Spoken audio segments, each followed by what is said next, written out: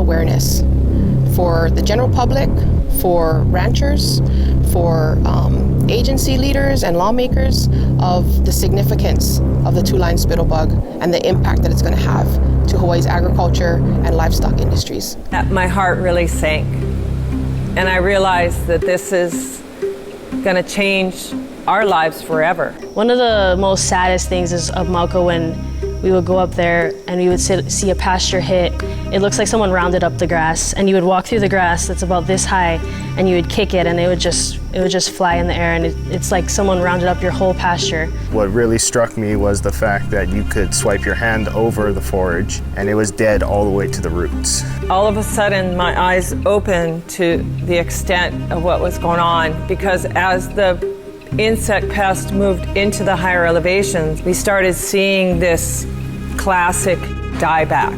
Everyone thinks they can battle it, but when it comes to you, there's no way you can battle it. These bugs, they fly. I've seen them fly far. It's very hard to control, and it's very unrealistic to go and spray pesticide on these little tiny bugs because they're a little nymph that grows inside of the spit mass, and it's so hard to penetrate that spit mass that you cannot poison this thing. My gut tells me, and with the experts on it, that it's kind of it's not if, it's when it gets here. If it starts spreading statewide, the whole industry is going to have some issues. You're talking about a huge loss of production. This bug can bring devastation to our lifestyle. We've cut back our herd 50% due to the spittle bug, and we're still decreasing our herd. We're just culling all our cows. It's due to the loss of grass and the increase of weeds, and it's looking like we're still gonna have to keep decreasing for a few more years until we get this problem over with. And right now we're nowhere near stopping this thing. It's moving at about 35,000 acres a year.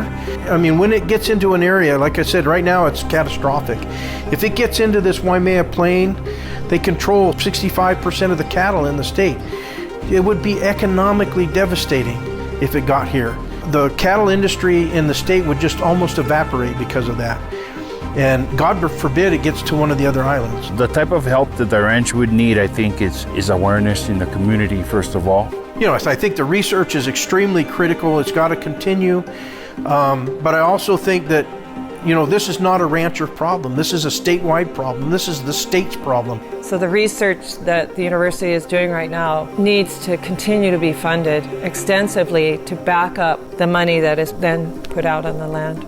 Funding to help ranchers buy seed, I think, is going to be the most important thing that we could ask the agencies that do assist ranchers here. Biosecurity is the #1 issue for conservation, for farmers, for ranchers, for people who just like being outside. If we don't have good biosecurity, we're going to lose it all. If we don't improve our biosecurity, the future of agriculture in Hawaii gets bleaker and bleaker every day.